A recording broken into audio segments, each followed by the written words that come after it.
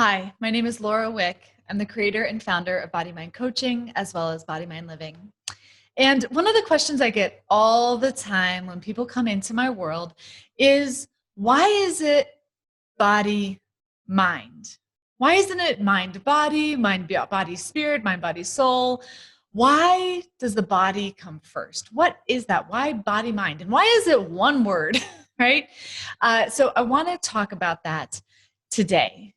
Because really, the whole idea of what I do, the mission of my work, my purpose, and really vision and action is living body mind. So I think it would be important for us as we continue this journey together for you to have a clear idea of what that means. So first and foremost, let's talk about physiologically, because resting at the base of your pelvic bowl, right above that muscle that you squeeze to stop the flow of urine, is a brain. You actually have a brain resting in your body. That brain is called the enteric nervous system. And when it was first discovered, they actually called it the second brain because it has so many similarities between that and the brain and the head. It produces 95% of your serotonin, 50% of your dopamine, and most importantly, the information that your body is collecting, which is 1,000,000 times more information than your logical thinking brain, that information is being processed and it is being sent up to the head via the vagus nerve, where if you think of the vagus nerve like a superhighway between your brain and your body, 80 to 90% of the information traveling along the vagus nerve is going from your body to your brain, and it influences how you think.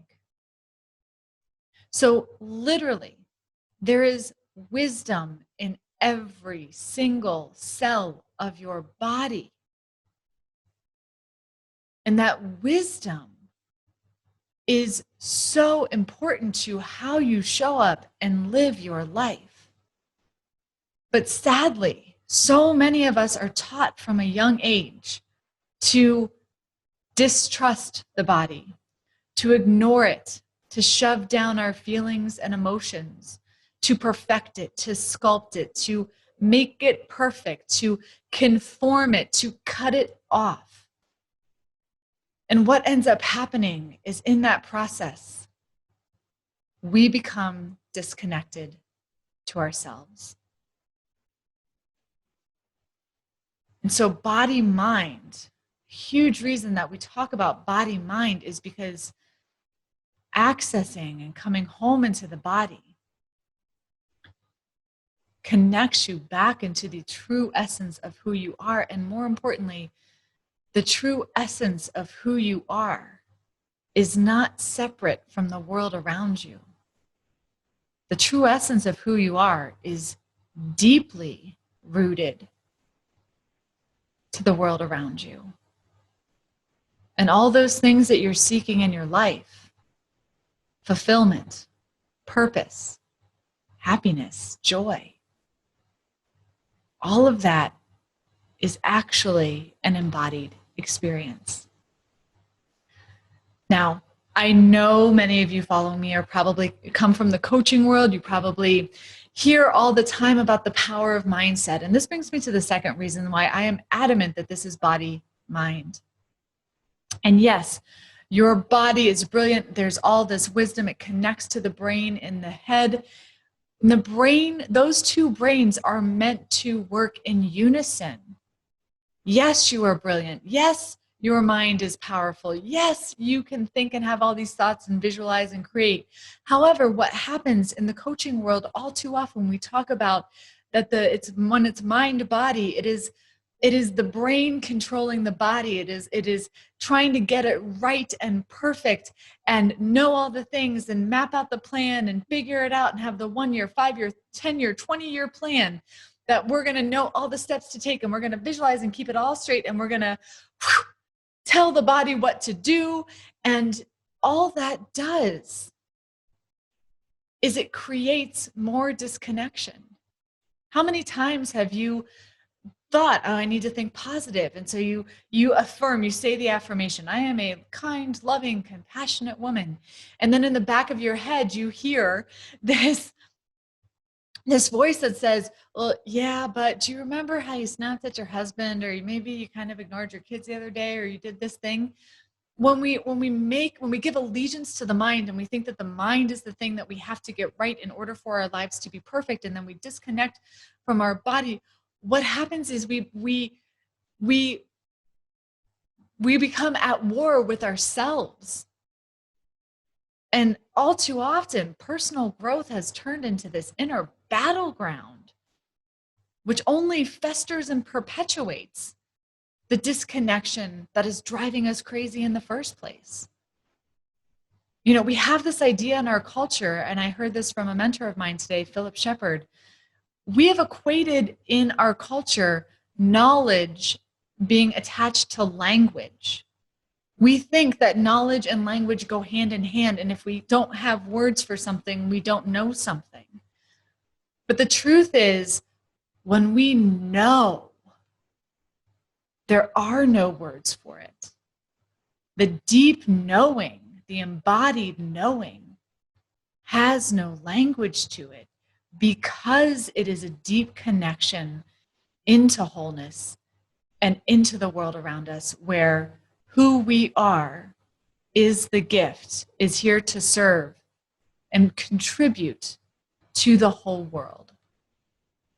And that really brings me to my last reason why it is absolutely body-mind for me. Again, I believe the biggest issue facing our culture today is the disease of disconnection. Everything that we are seeing, feeling, happening in our world, right? We are disconnected from each other, right? We've turned into this us or them kind of mentality. We're disconnected from each other. We're disconnected from the planet. And all of that disconnection stems from a disconnection within ourselves, because we were taught to not know and trust our bodies. And the real truth is, there are a lot of unhealthy, toxic systems that exist in our world that were built out of disconnection, that are perpetuated through disconnection, that thrive on your disconnection to yourself. I'm talking toxic masculinity, white supremacy, racism, the idea that mind-body, that there's something over something that is going to get it right, control it, perfect it. Immediately what happens is there's always going to be somebody who knows more than you. So you give your power away to somebody else, and you stop trusting the innate wisdom that lives within you.